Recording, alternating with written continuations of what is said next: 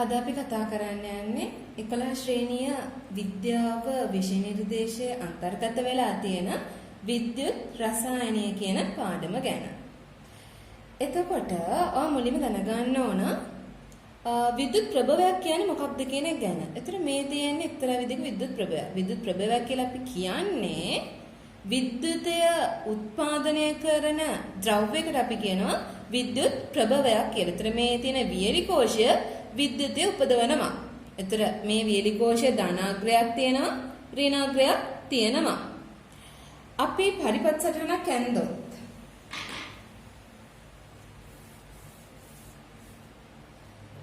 පරිපථයක් ඇන්දොත් අපිට මෙහෙමනේ අඳින්න තියෙන්නේ. ධාරාවක් ගලාගෙන යන්න නම් අනිවාර්යෙන් සංවෘත පරිපථයක් තියෙන්න ඕන. එතර මේකේ ධනාග්‍රය තමයි මේ තියෙන්නේ ඍණාග්‍රය තමයි මේක. එතර පොඩි කාලේ දැන් ඉගෙනගෙන තියෙනවා ධාරාවක් ගලන්නේ ධනාග්‍රයේ ඉඳලා ඍණාග්‍රයට. එතර ධාරාව ගලන්නේ මෙන්න මේ දිශාවට ධනාග්‍රයේ ඉඳලා ඍණාග්‍රයට. හැබැයි මේ ධාරාවක් ගලන්න හේතුව වෙන්නේ මෙන්න මේ පරිපථය තුලින් ගලාගෙන යන ඉලෙක්ට්‍රෝන ප්‍රමාණයක් නැත්නම් ඉලෙක්ට්‍රෝන ප්‍රවාහයක් නිසා කියලා අපි කියනවා. එතකොට ඉලෙක්ට්‍රෝන කියලා කියන්නේ ඍණාරෝපිත අංශුන්නේ. ඉලෙක්ට්‍රෝන කියලා අපි කියන්නේ ඍණාරෝපිත අංශුන් වලට. එතකොට මේ ඍණාරෝපිත අංශුන් වැඩි ප්‍රමාණයක් තියෙන්නේ මෙන්න මේ කියන ඍණාග්‍රය මත. එතන මේ ඍණාග්‍රය වැඩිපෙර ඉලෙක්ට්‍රෝන ගානක් තියෙනවා. ඒ නිසා ඍණාග්‍රයේ ඉඳලා ධනාග්‍රයේ දිශාවට තමයි ඉලෙක්ට්‍රෝන ගමන් කරන්නේ. ධාරාව ගමන් කරන්නේ ධනාග්‍රයේ ඉඳලා ඍණාග්‍රයට, ඉලෙක්ට්‍රෝන ගමන් කරන්නේ ඍණාග්‍රයේ සිට ධනාග්‍රය වෙතට. එතන මේ ඉලෙක්ට්‍රෝන ගමන් කරන නිසා තමයි ධාරාවක් ඇති වෙන්නේ. එතන බලමු විද්‍යුත් ප්‍රභවයක් නැත්නම් අපි ගත්ත වියලි කෝෂයක් ගත්තොත් සරල කෝෂයක් ගත්තොත් ඒ වගේ දෙයක ඉලෙක්ට්‍රෝන නිපද වෙන්නේ කොහොමද කියන එක ගැන අපි ඒකට පොඩි ක්‍රියාකාරකමක් කරමු. අපි ඒකෙදි කරන්නේ සිංක් තහඩුවක් ගිල්වනවා තනුක සල්ෆියුරික් අම්ලයේ. සල්ෆියුරික් කියලා කියන්නේ H2SO4. එතකොට මේ තනුකයි කියලා කියන්නේ ජලීයයිනේ. ජලයේ සල්ෆියුරික් දිය කරලා මෙතන හදාගෙන තියෙන්නේ. එතකොට මේ ජලීය සල්ෆියුරික් අම්ලය ගත්තොත් තනුක සල්ෆියුරික් අම්ලය ගත්තොත් මේක මේ ජලීය ද්‍රාවණය තුළ අයන විදියට තමයි තියෙන්නේ. ඒ කියන්නේ H+ අයනයි සල්ෆේට් අයනයි තමයි මේකේ තියෙන්නේ. H+ අනිත් එක තමයි SO4 2- අයන විදියට තමයි මේකේ තියෙන්නේ. දැන් මෙහෙම දැම්මම මේ සිංක් තහඩුව මේ තනුක සල්ෆියුරික් අම්ලයට දැම්මම නිරීක්ෂණ දෙකක් තියෙනවා. පළවෙනි එක තමයි මෙන්න මේ කියන සිංක් තහඩුව ටික ටික ෂේ වෙන්න පටන් ගන්නවා. අනිත් එක තමයි මෙන්න මේ තහඩුව අසලින් වායු බුබුලු පිට වෙනවා පේනවා. බලමු දැන් මොකක්ද මේ සිංක් තහඩුව ෂේ වීමේදී වෙන්නේ ඊළඟට මොකක්ද මේ වායු බුබුලු පිටවීමේදී සිද්ධ වෙන්නේ කියන එක ගැන. එතන මුලින් බලමු සිංක් තහඩුව ෂේ වීම. එතන මේකේ සිංක් පරමාණුනේ තියෙන්නේ. මේ සිංක් පරමාණු ඉලෙක්ට්‍රෝන පිට කරනවා. ඉලෙක්ට්‍රෝන පිට කරලා සිංක් 2+ අයන හැදීමක් තමයි සිද්ධ වෙන්නේ. එතන සිංක් තියෙනවා එයා ඝනයක්. හැම වෙලාවෙම භෞතික අවස්ථාව දාන්න ඕන අපි සමීකරණයක් ලියද්දී. එතන මේ ඝන අවස්ථාවේ තියෙන සිංක් ලෝහය ඉලෙක්ට්‍රෝන පිට කරමින්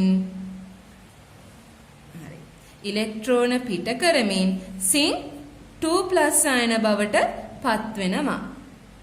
දැන් මෙතන ධන දෙකක් තියෙනවනේ. එහෙනම් මේක උදාසීන වෙන්න නම් දැන් මෙතන උදාසීනනේ මෙතන ආරෝපණ කිසිවක් නැහැනේ. එහෙනම් මෙතනත් ඒ වගේම වෙන්න ඕන. එහෙනම් මෙතන ධනාරෝපණ දෙකක් තියෙනවා නම් ඍණාරෝපණ දෙකකුත් තියෙන්න ඕන. ඉලෙක්ට්‍රෝන කියලා කියන්නේ ඍණාරෝපණ. එතකොට එහෙනම් මෙතනත් ඉලෙක්ට්‍රෝන දෙකක් එන්න ඕන. එතකොට මේකෙදි වෙන්නේ මේ සිංක් පරමාණු සිංක් 2+ නැත්නම් සිංක් ධන දෙක අයන බවට පත් වෙලා මේ ජලීය ද්‍රාවණයට යනවා. ඒ කියන්නේ මේකේ සිංක් පරමාණු අඩු වෙනවා. සිංක් පරමාණු අඩු වෙනවා කියලා කියන්නේ මෙන්න මේ සිංක් පටිය ටික ටික ෂේ වෙන්න ගන්නවා. හරිද? එතකොට මෙන්න මේක තමයි පළවෙනි ප්‍රතික්‍රියාව වෙන්නේ. අපි මේවට කියනවා අර්ධ ප්‍රතික්‍රියා කියලා. ඒතර අර්ධ ප්‍රතික්‍රියාවක් කියලා අපි කියන්නේ ඉලෙක්ට්‍රෝන පිට කිරීමක් හරි ඉලෙක්ට්‍රෝන ලබා ගැනීමක් හරි. දැන් මේකෙදි වෙලා තියෙන්නේ සිංක් ඉලෙක්ට්‍රෝන පිට කරලායි තියෙන්නේ. සිංක් 2+ බවට පත් වෙන ඉලෙක්ට්‍රෝන දෙකක් පිට කරලා. පැහැදිලිනේ. අපි ඊළඟට බලමු වායු බුබුලු පිටවීමේදී මොකද සිද්ධ වෙන්නේ කියලා. එතකොට ඒකෙදි වෙන්නේ දැන් මෙතන තියෙනවානේ H ධන ආයන. H ධන ආයන ආවේ සල්ෆියුරික් වලින්නේ. සල්ෆියුරික් ජලය තුළ පවතිනකොට තියෙන ආයන විදියට. H ධන ආයනයි සල්ෆේට් ආයනයි. මේකේ තියෙන මේ H ධන ආයන අර මෙතන දැන් ඉලෙක්ට්‍රෝන තියලානේ මෙයාගේ. අන්න ඒ ඉලෙක්ට්‍රෝන ලබාගෙන H2 වායු බවට පත් වෙනවා. ඔන්න මෙතන H+ අයන ඉන්නවා. මෙයා අර සිංක් වලින් පිට කරපු මේ ඉලෙක්ට්‍රෝන ලබාගෙන H2 වායුව බවට පත් වෙනවා. හයිඩ්‍රජන් වායුව බවට පත් වෙනවා. එතන මේකෙදි ඔන්න බලන්න මේවත් තුලිත කරන්න ඕන. H දෙකක් තියෙනවා. එහෙනම් මේ පැත්තෙත් මොකද වෙන්න ඕන? දෙකක් එන්න ඕන. උදාසීනනේ මෙතන මොකොත් මේ ආරෝපණයක් දාලා නැහැනේ. එහෙනම් මෙතනත් උදාසීන වෙන්න ඕන. මෙතන ධන දෙකක් තියෙනවා නම් ඍණ දෙකකුත් තියෙන්න ඕන. ඒ නිසා මෙතනට ඔන්න දෙකක් දාගත්තා. පැහැදිලිද? ඔන්න එහෙනම් මේක තමයි අපේ දෙවෙනි අර්ධ ප්‍රතික්‍රියාව. අර්ධ ප්‍රතික්‍රියාවක් කියලා අපි කිව්ව මොකක්ද? ඉලෙක්ට්‍රෝන එක්කෝ පිට කරන්න ඕන මේ පළවෙනි එකේ වගේ නැත්නම් දෙවෙනි එකේ වගේ ඉලෙක්ට්‍රෝන ලබා ගන්න ඕන. ඉලෙක්ට්‍රෝන පිට කිරීමක් හරි ඉලෙක්ට්‍රෝන ලබා ගැනීමක් හරි නිරූපණය කරන මේ වගේ ප්‍රතික්‍රියා අපි හඳුන්වනවා අර්ධ ප්‍රතික්‍රියා කියලා. ඊළඟට බලමු මෙන්න මේ අර්ධ ප්‍රතික්‍රියා එකතු කරලා මොකක්ද අපි හදාගන්නේ කියන එක ගැන. ඔන්න මම ආයෙත් ඒ ප්‍රතික්‍රියා දෙක ලස්සනට ලියාගත්තා. පළවෙනියට තියෙන්නේ සිංක් ලෝහය නැත්නම් සිංක් තහඩුව ෂේ වීමට හේතු වුණු දේ තමයි මම මේ ලියාගෙන තියෙන්නේ. සිංක් 2+ බවට පත් වෙන ඉලෙක්ට්‍රෝන දෙකක් ඉවත් කිරීම මගින්. ඒතර අපි ඒකට කිව්වා පළවෙනි අර්ධ ප්‍රතික්‍රියාව කියලා. එතකොට මේ තියෙන්නේ වායු බුබුලු පිටවීමේදී සිදුවන දේ. ඒතර ඒකෙදි වෙන්නේ H ධන ආයන ඉලෙක්ට්‍රෝන දෙකක් ලබාගෙන H2 වායුව බවට පත් වෙනවා. ඒතර මේ භෞතික අවස්ථාව දාන්න ඕන. සිංක් කියන්නේ ඝන අවස්ථාවේ. ඒතර සිංක් 2+ කියලා කියන්නේ ජලීය තත්වයකට තියෙන්නේ. ඒතර අපි aqueous කියන එක AQ කියන එක ගන්නවා. ඉලෙක්ට්‍රෝන වලට මුකුත් දාන්නේ නැහැ. ඊළඟට මෙතන ධන ආයන තියෙන්නේ aqueous කියන එක අපි නිරූපණය කරනවා. මෙතන ඉලෙක්ට්‍රෝන මුකුත් දාන්නේ නැහැ. ඊට පස්සේ මෙතන H2 කියලා කියන්නේ වායුව. අපි G අකුර දානවා ගෑස් කියන එක නිරූපණය කරන්න. එතකොට මේක තමයි දෙවෙනි අර්ධ ප්‍රතික්‍රියාව වෙන්නේ. එතකොට මේ කියන පළවෙනි අර්ධ ප්‍රතික්‍රියාවයි දෙවෙනි අර්ධ ප්‍රතික්‍රියාවයි එකතු කරාම අපිට ලැබෙනවා තුලිත අයනික ප්‍රතික්‍රියාව. එතන අපි දැන් එකතු කරමු. එතන මේ ඊතලෙන් මෙහා පැත්තේ තියෙනව එකට එකතු කරනවා. ඊතලෙන් අනිත් පැත්තේ තියෙනවා එකට එකතු කරනවා. අපි ඒක ලියාගමු දැන්. එතකොට ඒකෙදි වෙන්නේ ඔන්න ඊතලෙන් මෙහා පැත්තේ තියෙනවා සිංක් තියෙනවා. එකතු කිරීම H+ ආයන තියෙනවා. ඉලෙක්ට්‍රෝන දෙකකුත් තියෙනවා. ඔන්න මේ සෙට් එක එකට ලියාගත්තා. ඊළඟට ඊතලේ ගහලා ඉවරලා මේ ටික අනිත් පැත්තේ ලියා ගන්නවා. සිංක් 2+ තියෙනවා. ඊළඟට ඉලෙක්ට්‍රෝන දෙකකුත් තියෙනවා. තව තියෙනවා H2 වායුවත් තියෙනවා. right. එතකොට දැන් බලන්න මේ පැත්තේ ඉලෙක්ට්‍රෝන දෙකක් තියෙනවා. මේ පැත්තේ ඉලෙක්ට්‍රෝන දෙකක් තියෙනවා. අපි ඒ නිසා මෙන්න මේ දෙන්නම ඔන්න කපලා දැම්මා. ඒතර අවසානයේදී අපිට ලියන්න තියෙන්නේ මෙතනදී සිංක් ධන 2H+ ඊතලය සිංක් ධන 2 අයන ධන H2. පැහැදිලිද? ඊළඟට දැන් ඔයාලට මතකද අපි ඉස්සෙල්ලා අර කතා කරානේ දැන් අපේ සල්ෆියුරික් ද්‍රාවණයට සිංක් තහඩුව දැම්මම වෙන දේ ගැන. මේකේ සිංක් තිබුණා. සිංක් ලෝහය මෙතන තියෙන්නේ සල්ෆියුරික් ද්‍රාවණයනේ. සල්ෆියුරික් ද්‍රාවණයේ අයන මාර්ග කීයක් තිබ්බද? දෙකක් තිබ්බනේ. ඒ තමයි H ධන අයනයි ඊළඟට අනිත් එක තමයි සල්ෆේට් අයනයි. මේකෙදී වෙනස්කමකට ලක් නොවුනේ මොකක්ද? සල්ෆේට් නේද? H+ එක අර අතනදී මෙන්න මේකෙදී H+ අය ඉලෙක්ට්‍රෝන ලබාගෙන H2 බවට පත් වුණා. හැබැයි මෙන්න මේ කියන සල්ෆේට් අයන ඒ විදිහට කිසිම වෙනස්කමකට ලක් වුණේ නැහැ. ඒ නිසා අපි කරන්නේ මෙන්න මේ සමීකරණයේ දෙපැත්තටම අර වෙනසකට ලක් නොවුණු අයනය එකතු කරනවා. අපි බලමුකෝ ඒක එකතු කරාම කොහොමද කියලා. අපි ඒ විදිහට දෙපැත්තටම අර වෙනසකට ලක් නොවුණු අයනය එකතු කරාම අපිට ලැබෙන්නේ තුලිත රසායනික සමීකරණයයි. අපි දැන් ආයෙත් අර සමීකරණෙම ලියාගමුකෝ. මෙතන තියෙන්නේ තුලිත අයනික සමීකරණය. එතන දැන් අපි හදන්න යන්නේ මේ තුලිත අයනික සමීකරණයට වෙනසකට ලක් නොවුණු අයනය දෙපසටම එකතු කරන්නයි යන්නේ. එහෙම එකතු කරලා අපි හදාගන්නේ තුලිත රසායනික සමීකරණය. රයිට්. මොන දැන් මම ලියාගත්ත අර කලින් ලියාගත්ත එකම. දැන් අපි කරන්න තියෙන්නේ අර වෙනසකට ලක්ුන්නේ නැත්තේ සල්ෆේට් අයනනේ. අන්නේ සල්ෆේට් අයන දෙපසටම එකතු කරන්නයි යන්නේ. ඔන්න මේකෙත් ලියාගත්තා. දැන් එහෙනම් මේ පැත්තට අපි එකතු කරනවා මේ සල්ෆේට් අයන. පොඩ්ඩක් පේන්නේ නැති ප්‍රශ්නිකුත් තියෙනවා. හරි. අපි මේකේ දාගමුට ලං කරගමු. right. දැන් හොඳටම පේනවනේ. හරි. දැන් බලමු මොකද වෙන්නේ මෙහෙම සල්ෆේට් අයන දෙපැත්තටම එකතු කරාම. දැන් මේකේ ඔන්න H+ අයන තියෙනවා සල්ෆේට් අයන තියෙනවා. එතන මෙන්න මේ දෙන්න එකතු වෙලා හැදෙන්නේ සල්ෆියුරික් අම්ලය. එතකොට එහෙනම් මේකෙදි සිංක් එක මොකුත් වෙනසකට ලක් වෙන්නේ නැහැ. සිංක් එක සිංක් විදියටම තියෙනවා. H+ උයි සල්ෆේට් අයනයි එකට එකතු වෙලා හැදෙනවා සල්ෆියුරික් H2SO4. ඊතලයේ දැම්මා.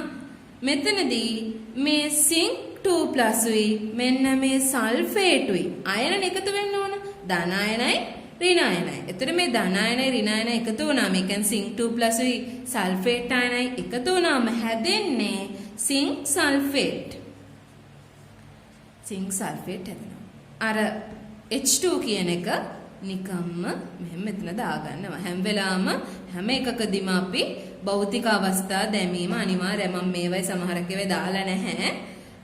අනිවාර්යෙන් අපි දාන්න ඕන. එතකොට මෙතනදී අපි ඝනයක් නිසා S අකුර දානවා. මේකේ ජලීය ද්‍රාවණයක් නිසා AQ, මෙයා ජලීය ද්‍රාවණ නිසා AQ, මෙයා වායුවක් නිසා G. පැහැදිලිද? එතකොට මේ තියෙන්නේ තුලිත රසායනික සමීකරණය. ඔන්න මම දැන් ආයෙත් දැන් මෙච්චරලා කතා කරපු ටික සාරාංශයක් වගේ කියාගෙන යනවා. මුලින්ම අපි දැන් කරන්නේ මේකෙදී මේ ප්‍රායෝගික පරීක්ෂණයේදී කරන්නේ තනුක සල්ෆියුරික් අම්ල ද්‍රාවණයකට සිංක් තහඩුවක් දානවා. එහෙම දැම්මම නිරීක්ෂණ දෙකක් තියෙනවා. එකක් තමයි සිංක් තහඩුව ෂේ වීම, අනිත් එක තමයි වායු බුබුලු පිටවීම. එතකොට මේ සිංක් තහඩුව ෂේ වීමට හේතුව තමයි මෙන්න මේ සිංක් පරමාණු ඉලෙක්ට්‍රෝන දෙකක් පිට කරලා සිංක් 2+ අයන බවට පත්වීම. එතකොට මේකදී ඉලෙක්ට්‍රෝන පිට කරලා තියෙනවා. අපි මේක පළවෙනි අර්ධ ප්‍රතික්‍රියාව විදියට ගන්නවා. ඉලෙක්ට්‍රෝන පිට කිරීම හෝ ඉලෙක්ට්‍රෝන ලබා ගැනීම නිරූපණය කරන ප්‍රතික්‍රියාවක් අපි හඳුන්වනවා අර්ධ ප්‍රතික්‍රියාවක් කියලා. ඊළඟට දෙවෙනි නිරීක්ෂණය තමයි වායු බුබුලු පිටවීම. ඒකට හේතුව තමයි ජලීය ද්‍රාවණය තුල තියෙනවා H+ අයන සල්ෆේට් අයනයි. ඔය කියන අයන වලින් H+ අයන අර සිංක් තහඩුවෙන් සිංක් තහඩුව සිංක් 2+ අයන බවට පත්වීමේදී පිට කරපු ඉලෙක්ට්‍රෝන එයා ලබාගෙන H2 වායු බවට පත් වෙනවා. මේක තමයි වායු බුබුලු පිටවීමට හේතුව වෙන්නේ. එතන මෙතනදී අපි කියන මේක දෙවෙනි අර්ධ ප්‍රතික්‍රියාව කියනවා. ඊළඟට මෙන්න මේ කියන ප්‍රතික්‍රියා දෙක අර්ධ ප්‍රතික්‍රියා දෙක එකට එකතු කරාම අපිට එනවා තුලිත අයනික ප්‍රතික්‍රියාව. එතරම් මේක නිරූපණය කරලා තියෙන අර අර්ධ ප්‍රතික්‍රියා දෙක එකතු කරනවා. එකතු කරද්දී අපි අර ඉලෙක්ට්‍රෝන දෙපසම තියෙනව සමාන නිසා ඒව කපලා දානවා. එම කැපුවට පස්සේ අපිට අවසානට එනවා මෙන්න මේක තමයි තුලිත අයනික ප්‍රතික්‍රියාව වෙන්නේ. මේක තුලිත අයනික ප්‍රතික්‍රියාව. ඊළඟ ස්ටෙප් එකේදී අපි කරන්නේ මේ තුලිතායනික ප්‍රතික්‍රියාවට එකතු කරනවා අර ජලීය ද්‍රාවණයේ වෙනසකට ලක් නොවූ අයන දෙපසටම එකතු කිරීම සිද්ධ කරනවා. එතකොට මේකෙදී ජලීය ද්‍රාවණයේ අයන වර්ග දෙකක් තිබ්බා. H+ අයනයි සල්ෆේට් අයනයි. මේකේ තිබ්බ H+ අයන වෙනසකට ලක් වුණා, සල්ෆේට් අයන වෙනසකට ලක් වුණේ නැහැ. එහෙනම් සල්ෆේට් අයන තමයි අපි මේ ප්‍රතික්‍රියාවේ දෙපසට එකතු කරන්න ඕන. එතන අපි සල්ෆේට් අයන ඔන්න දෙපසටම එකතු කරා. එහෙම එකතු කරාම අපිට මෙතන H+ සල්ෆේට් අයන එකතු වෙලා සල්ෆියුරික් හැදෙනවා. ඊළඟට මේකේ සිංක් 2+ සල්ෆේට් අය එකතු වෙලා සිංක් සල්ෆේට් හැදෙනවා.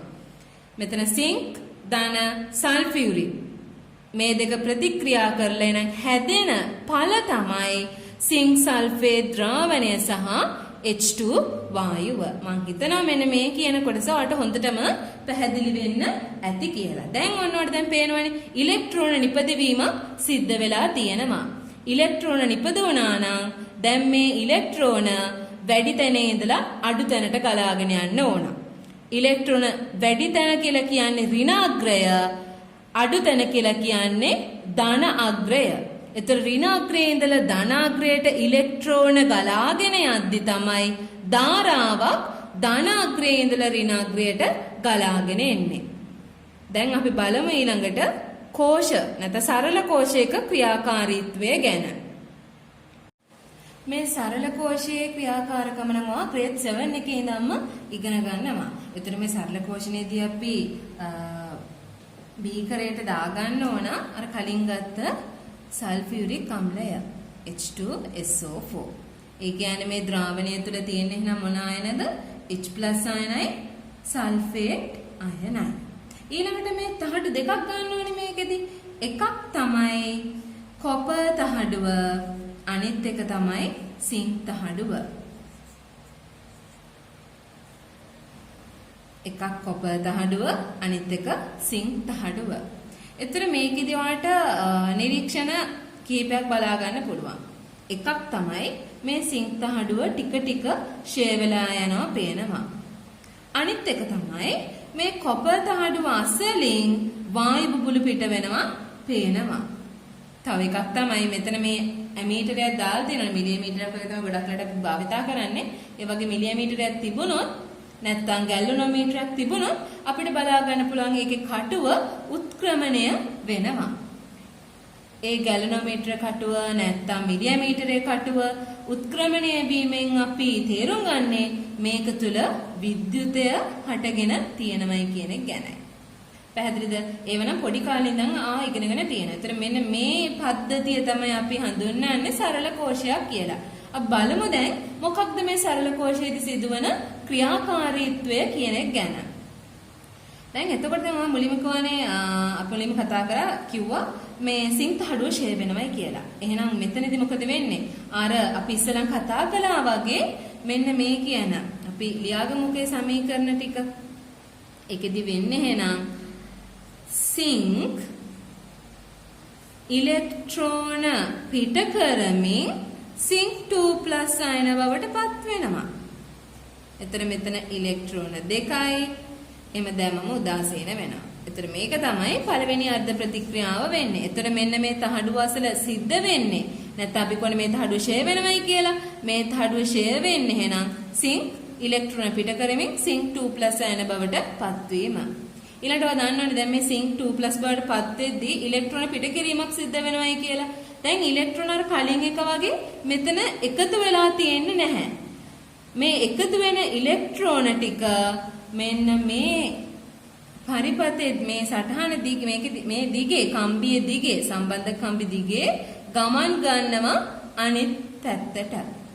මොකද මෙතන මේ කොපර් තහඩුව අසල ඉලෙක්ට්‍රෝන අඩුයි. ඊට සාපේක්ෂව සිංක් තහඩුව ගාව ඉලෙක්ට්‍රෝන ප්‍රමාණය වැඩි. ඉලෙක්ට්‍රෝන වැඩි නිසා ඔන්න සිංක් තහඩුවේ ඉඳලා ඉලෙක්ට්‍රෝන ගලාගෙන යනවා කොපර් තහඩුව වෙතට. එතකොට එහෙනම් මට කියන්න දැන් ඔන්න ඉලෙක්ට්‍රෝන ගමන් කරන සිංක් තහඩුවේ ඉඳන් කොපර් තහඩුවට. එහෙනම් ධාරාව ගලන්නේ මොන දිශාවටද? සිංක් තහඩුවේ ඉඳන් කොපර් තහඩුවටද කොපර් තහඩුවේ ඉඳන් සිංක් තහඩුවටද? කොපර් තහඩුවේ ඉඳන් සිංක් තහඩුවට. මොකද ඉලෙක්ට්‍රෝන ගලන දිශාවට ප්‍රතිවිරුද්ධ දිශාවට තමයි ධාරාව ගලාගෙන යන්නේ. මේකෙදි එහෙනම් සිංක් තහඩුවේ ඉඳලා ඉලෙක්ට්‍රෝන කොපර් තහඩුවට ගලනවා නම් ධාරාව ගලන්නේ කොපර් තහඩුවේ ඉඳලා සිංක් තහඩුවට. එහෙනම් කොපර් කියන්නේ මොන අග්‍රයද? ඔය පොඩි කාලේ ඉගෙනගෙන තියෙනවා. කොපර් කියලා කියන්නේ එහෙනම් ධන අග්‍රය. සිංක් කියලා කියන්නේ ඍණ අග්‍රය. සිංක් වලින් ඉලෙක්ට්‍රෝන පිට කරා ඒ ඉලෙක්ට්‍රෝන ලබා ගත්තේ ධනාග්‍රය මගින්. ඍණාග්‍රය කියලා කියන්නේ ඉලෙක්ට්‍රෝන මෙතන වැඩි නිසා. එතකොට අපි කියනවා මේ විදියට ඉලෙක්ට්‍රෝන කිසියම් ප්‍රභේදයකින් ඉවත් වෙනවා නම් අපි ඒ ක්‍රියාවලිය හඳුන්වනවා ඔක්සිකරණය කියලා. ඔක්සිකරණය. එතකොට දැන් මෙතන මොකදලා තියෙන්නේ? ඔක්සිකරණයක් තමයි සිද්ධ වෙලා තියෙන්නේ. මොකද සිංක් වලින් ඉලෙක්ට්‍රෝන පිට කරලා සිංක් 2+ අයන හදලා තියෙනවා. එහෙනම් අපි කියනවා මෙන්න මෙතන සිද්ධ වෙලා තියෙන්නේ ඔක්සිකරණ ක්‍රියාවලිය.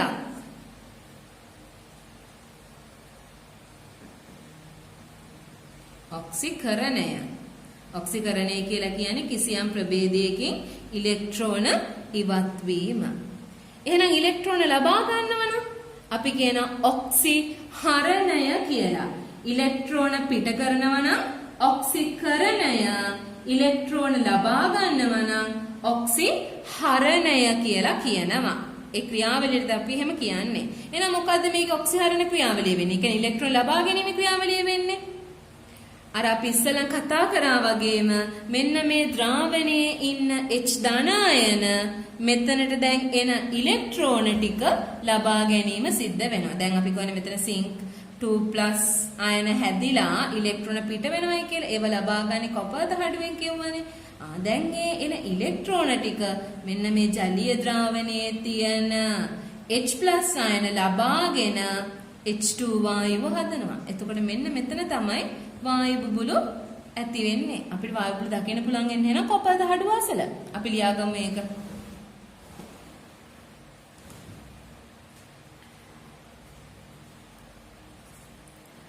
H+ අයන පේන්නේ නේ. right. H+ අයන අර සිංක් තහඩුවෙන් පිට කරලා දාපු ඉලෙක්ට්‍රෝන ටික ලබාගෙන H2 වායුව බවට පත් වෙනවා. එතන ඔන්න ඉලෙක්ට්‍රෝන ලබා ගන්න දැන් බැලන්ස් කරන්නත් එපා. එතන මෙතන H ඒවා දෙකක් තියෙනවා. මෙතනට අපි දෙකක් දාගන්න ඕන. H ධන දෙකක් තියෙන නිසා අපි මෙතනින් ඉලෙක්ට්‍රෝන වලට දෙකක් දාගන්න ඕන. එතන මේක තමයි දෙවන අර්ධ ප්‍රතික්‍රියාව වෙන්නේ. එතන මේකෙදි ඉලෙක්ට්‍රෝන පිට කරපු නිසා අපි ඒක හඳුන්වනවා ඔක්සිහරණය වෙනවයි කියලා.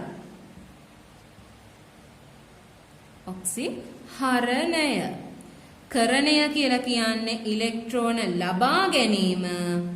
වැරදුනා. ඉලෙක්ට්‍රෝන පිට කිරීම තමයි ඔක්සිකරණය කියලා කියන්නේ. ඔක්සිහරණය කියලා කියන්නේ ඉලෙක්ට්‍රෝන ලබා ගැනීම.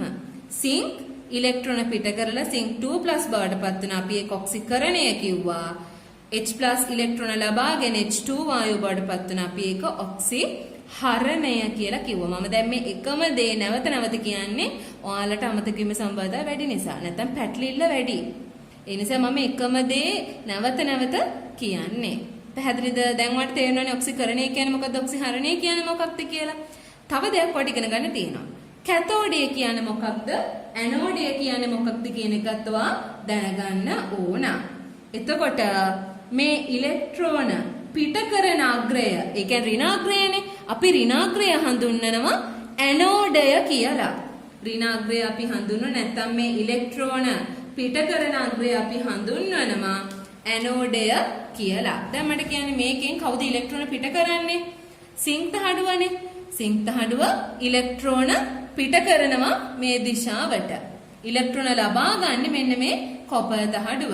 එතන මේ ඉලෙක්ට්‍රෝන පිට කරන මේ සිංක් තහඩුව අපි හඳුන්වනවා ඇනෝඩය කියලා. ඇනෝඩය. ඒ විදිහට පිට කරන ඉලෙක්ට්‍රෝන ලබා ගන්න මේ කොපර් තහඩුව අපි මේ වෙලාවේදී හඳුන්වනවා කැතෝඩය කියලා. කැතෝඩය. ඇනෝඩය කියලා කියන්නේ එහෙනම් ඉලෙක්ට්‍රෝන පිට කරන අග්‍රය. කැතෝඩය කියලා කියන්නේ ඉලෙක්ට්‍රෝන ලබා ගන්න අග්‍රය. ඒතර ඔක්සිකරණයක් වෙන්නේ මෙතනදී ඉලෙක්ට්‍රෝන පිට වෙන තැන. ඔක්සි හරණයක් වෙන්නේ ඉලෙක්ට්‍රෝන ලබා ගන්න තැන. අපි කතා කරපු සිංක් කොපර් කෝෂයට අමතරව ඔයාලට තව කෝෂ වර්ග දෙකක් ඉගෙන ගන්න තියෙනවා. ඒ තමයි යකඩ කොපර් කෝෂයයි සිංක් යකඩ කෝෂය ගැනයි. මේ කෝෂ තුනේම ඔයා දැනගන්න ඕන අර්ධ ප්‍රතික්‍රියා දෙක දැනගන්න ඕන. ඊට පස්සේ තුලිතායනික ප්‍රතික්‍රියාව දැනගන්න ඕන. සමස්ත කෝෂ ප්‍රතික්‍රියාව දැනගන්න ඕන. අපි දැන් බලමු කොහොමද ඒක බලන්නේ කියන එක ගැන. ඒතර ඊට කලින් මුලින්ම දැනගන්න ඕන මේ වගේ කෝෂ දුන්නම මේ කෝෂයේ ඇනෝඩය මොකක්ද කැතෝඩය මොකක්ද කියන එක ගැන. අපි ඇනෝඩය කියලා කිව්වේ ඉලෙක්ට්‍රෝන පිට කරන අග්‍රයනේ. කැතෝඩය කියලා කිව්වේ ඉලෙක්ට්‍රෝන ලබා ගන්න අග්‍රයට මේ කෝෂයක. හරිද? එතකොට මෙන්න මේ ඇනෝඩයයි කැතෝඩයයි හඳුනා ගන්න අපිට වැදගත් වෙනවා සක්‍රියතා ශ්‍රේණිය. මතකද ග්‍රේඩ් 10 එක ඉගෙන ගත්තා. මෙන්න මෙහෙම ශ්‍රේණියක් දීලා තිබුණේ. සක්‍රියතා ශ්‍රේණිය. එතන මෙන්න මේ සක්‍රියතා ශ්‍රේණියේ ඉහළින් තියෙන ඒවා අපි හඳුන්වනවා ඇනෝඩය විදියට. පහළින් තියෙනවා කැතෝඩය. එතකොට මේක නිකන් එකකට අණුව තමයි අනිත් එක අපි ඇනෝඩයක්ද කැතෝඩයක්ද කියලා තීරණය කරන්නේ. දැන් අපි ඉස්සෙල්ලා කතා කරේ සිංකුයි කොපර්යිනේ. බලමු. දැන් මේකෙදී සිංක් තියෙනවා මෙන්න මෙතන. සිංක් ඉන්නවා මෙතන. ඊට පස්සේ කොපර් ඉන්නේ කොහෙද? මෙතන. රයිට්. එතන මේකේ උඩින් ඉන්නේ කවුද? සිංක්නේ. එහෙනම් සිංක් තමයි ඇනෝඩය වෙන්න ඕන. ඇනෝඩය වෙන්නේ ඉහළින් තියෙන කෙනා. පහළින් ඉන්න කෙනා තමයි කැතෝඩය. ඇනෝඩය වෙන්නේ ඉහළින් ඉන්න කෙනා, පහළින් ඉන්න කැතෝඩය. එහෙනම් සිංකුයි කොපර්යි ගත්තොත් ඇනෝඩය වෙන්නේ සිංක්, කැතෝඩය වෙන්නේ කොපර්. ඊළඟට අපිට කතා කරන්න තියෙනනේ යකඩ කොපර්. යකඩ කොතනද ඉන්නේ? මෙතන ඉන්න ඕන යකඩ. අපි ඒක කළු පාටින් බලමුකෝ. ඔන්න යකඩ. ඊළඟ යකඩයි කොපර්යිනේ. කොපර් මෙතන. එතන කවුද උඩින් ඉන්නේ? යකඩ තමයි උඩින් ඉන්නේ. එහෙනම් යකඩ ඇනෝඩය වෙනවා. කොපර් ඒකෙදිත් කැතෝඩය වෙනවා. ඊළඟට තව අපිට ඊළඟ කතා කරන්න තියෙනවා සිංකුයි යකඩයි. සිංකුයි යකඩයි ගත්තොත් සිංක් උඩින් ඉන්නවා, යකඩ යටින් ඉන්නවා. ඒතර උඩින් ඉන්නේ සිංක්, එහෙනම් එයා ඇනෝඩය. යකඩ කියන එක යටින් ඉන්නේ, එහෙනම් එයා කැතෝඩය. පැහැදිලිද? දැන් ඔන්න මේක එකකට සාපේක්ෂව තමයි අනිත් එක අපි කියන්න ඕන. පළවෙනි එකේදී අපි සිංක් කොපර් කතා කරා. සිංක් කොපර් කියලා ගත්තොත් සිංක් උඩින් ඉන්නවා. එතකොට එයා ඇනෝඩය, කොපර් යටින් ඉන්න නිසා කැතෝඩය. ඊළඟට අපි කතා කරේ යකඩුයි කොපර්යි. යකඩ උඩින් ඉන්න නිසා මේ වෙලාවේදී ඇනෝඩය වෙනවා, කොපර් කැතෝඩය වෙනවා. හැබැයි ඊළඟට අපි සිංකුයි යකඩය කතා කරද්දී යකඩ වලට හම්බෙන්නේ මොකද්ද? ඇනෝඩයද? නෑනේ. එයා පල්ලෙහෙන් ඉන්න නිසා යාට හම්බෙන්නේ කැතෝඩය කියන එක. කලින් ඇනෝඩය වුණා. හැබැයි මේකෙදී යටින් ඉන්න නිසා, මේ දෙන්න සාපේක්ෂව ගත්තොත් මෙයා යටින් ඉන්න නිසා මෙයාට එන්නේ කැතෝඩය, සිංක්ට එන්නේ ඇනෝඩය. පැහැදිලි නේද? හරි. අපි ඊළඟට බලමු දැන් කොහොමද මේකේ ප්‍රතික්‍රියා ලියන්නේ කියන එක ගැන. ඊට කලින් අපි දැන් මේකේ සාරාංශයක් ඔයගලඟ ලියන පොතේ හරි නැත්නම් කොලේක හරි ගහ ගන්නව නම් ඔයා මුලින්ම ලියා ගන්න. මෙතන ඇනෝඩය මොකක්ද කැතෝඩය මොකක්ද කියලා ලියා ගන්න හැම එකෙම. මේ සාරාංශයක් තමයි මේකත් මම දැන් ලියාගෙන යන්නේ සාරාංශයක් ඔයාලට ඕන වෙන. ඇනෝඩය කැතෝඩය හැම එකෙම මේ අදාළ දෙක ලියාගෙන යන්නයි තියෙන්නේ. බලමු මොනවද? සිංකුයි කොපර්යි ගත්තම ඇනෝඩය මොකක්ද වුනේ? සිංක් කොපර් වලදී සිංක් ඇනෝඩය වුණා, කැතෝඩය වුනේ කොපර්. ඊළඟට යකඩයි කොපර්යි ගත්තොත් ඇනෝඩය වුනේ යකඩ, කැතෝඩය වුනේ කොපර්. ඊළඟට සිංකුයි යකඩයි ගත්තොත් ඇනෝඩය වෙන්නේ සිංක්, කැතෝඩය වෙන්නේ යකඩ. පැහැදිලිද? අපි ඊළඟට බලමු මේකේ තියෙන අර්ධ ප්‍රතික්‍රියාවන් මොනවාද කියලා. මේ හැම එකෙම තියෙන එකම නිරීක්ෂණ තමයි. ඒ කියන්නේ නිරීක්ෂණ දෙකයි. එකක් තමයි එක තහඩුවක් ක්ෂය වෙලා යනවා. අනිත් එක අසලින් වායු බුබුලු පිට වෙනවා පේනවා. පැහැදිලිනේ. එතකොට බලමු පළවෙනි එකේදී ඔයාලට දැන් අපි ඉස්සර කතා කරපු ටිකම දැන් ලියාගෙන යන්නේ මේකේදී. හරි අපි ලියාගෙන යන්කෝ. පළවෙනි එකේදී අපිට පේනවා මේකේ සිංක් තහඩුව ෂෙයා වෙනවා පේනවා. ඒ කියන්නේ සිංක් තහඩුව ෂෙයා වෙනවයි කියලා කියන්නේ මේකේ තියෙන මේ සිංක් 2+ බවට පත් වෙනවා. සිංක් 2+ බවට පත් වෙද්දී ඉලෙක්ට්‍රෝන පිටකිරීමක් තමයි සිද්ධ වෙන්නේ. ඊළඟට මේ පිට කරපු ඉලෙක්ට්‍රෝන ලබා ගන්න කවුද? මෙන්න මේ ඔක්කොම හැම එකෙම තියෙන්නේ සල්ෆියුරික් ද්‍රාවණයක්.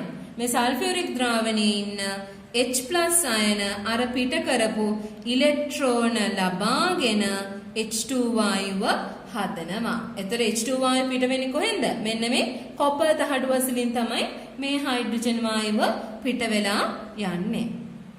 ඊළඟට දෙවෙනි කෝෂය ගත්තොත් දෙවෙනි කෝෂෙදී යකඩයි කොපරයි තමයි තියෙන්නේ. එතකොට මේකෙදි වෙන්නේ මේ කියන යකඩ Fe2+ බවට පත් වෙනවා. Fe2+ බවට පත් වෙන්නේ ඉලෙක්ට්‍රෝන දෙකක් පිට කරලයි. පැහැදිලිද? ඊළඟට එතකොට ඔන්න Fe2+ බවට පත් වෙන ඉලෙක්ට්‍රෝන දෙකක් පිට කරලා. එතකොට මේ පිට කරපු ඉලෙක්ට්‍රෝන ඔන්න මේක දිගේ එහා පැත්තට ගමන් කරනවා. එතකොට මෙන්න මෙතනදී දැන් ඉලෙක්ට්‍රෝන ඔන්න වැඩිපුර තියෙනවා. ඒ ඉලෙක්ට්‍රෝන ටික මෙන්න මේ ජලීය ද්‍රාවණයේ ඉන්නවනේ H+ සල්ෆේට් අයනයි. H+ අයන අර දැන් මෙතනට ආපු ඉලෙක්ට්‍රෝන ලබාගෙන H2 වායුව බවට පත් වෙනවා. කලින් එකේ වගේම තමයි.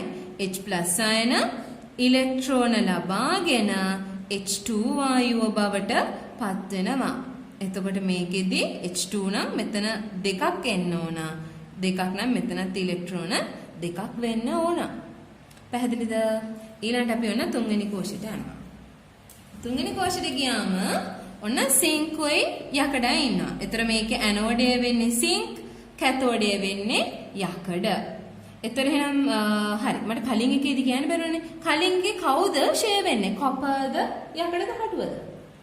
යකඩ තහඩුව නේද ෂෙයා වෙන්න ඕන. මොකද යකඩ තහඩුවේ යකඩනේ Fe2+ බවට පත් වෙලා අයින් වෙන්නේ.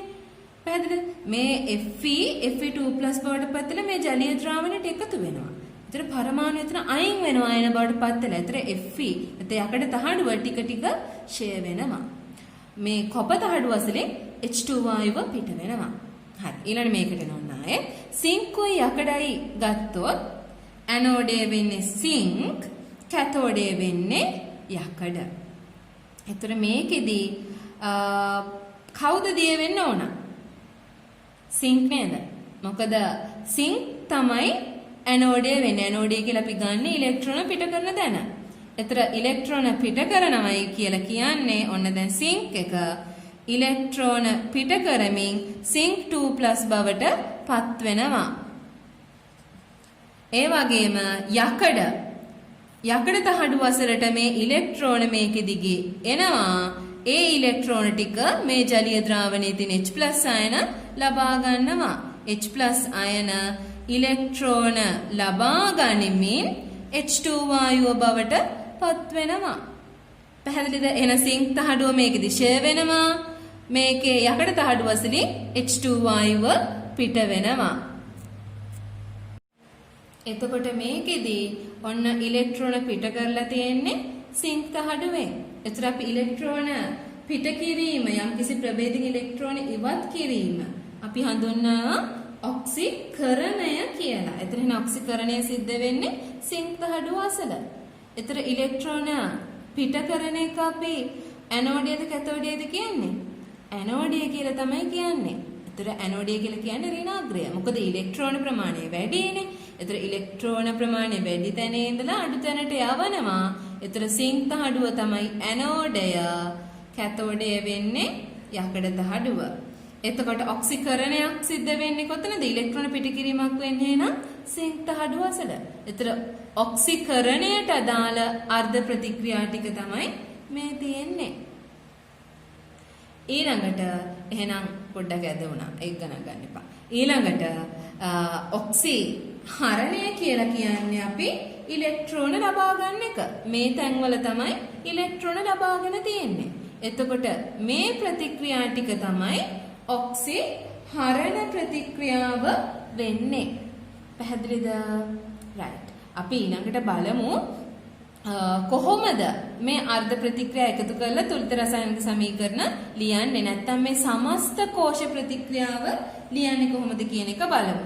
කලින් ඉගෙන ගත්තා වගේ මේකෙත් හැම එකෙදිම අර කලින් කරා වගේම තමයි ලියාගෙන යන්න තියෙන්නේ. ඔන්න මම දැන් ආයෙත් ඒ ටික පොඩ ලස්සන පිළිවෙලට ඔන්න ලියාගත්තා. ආයෙත් මේ වගේ ලියා ගන්න. හරිද? දැන් අපි ඊළඟ ලියන්න යන්නේ නැත්නම් ඉගෙන ගන්න යන්නේ කොහොමද මේ සමස්ත කෝෂ ප්‍රතික්‍රියාව ලියන්නේ කියන එක ගැන. අපි කලින්ත් ලිව්වා.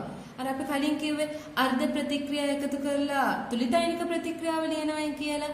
අන්න ඒ දේ තමයි සමස්ත කෝෂ ප්‍රතික්‍රියාව කියලා කියන්නේ. එතකොට මොකක්ද අපි ලියන්න ඕන?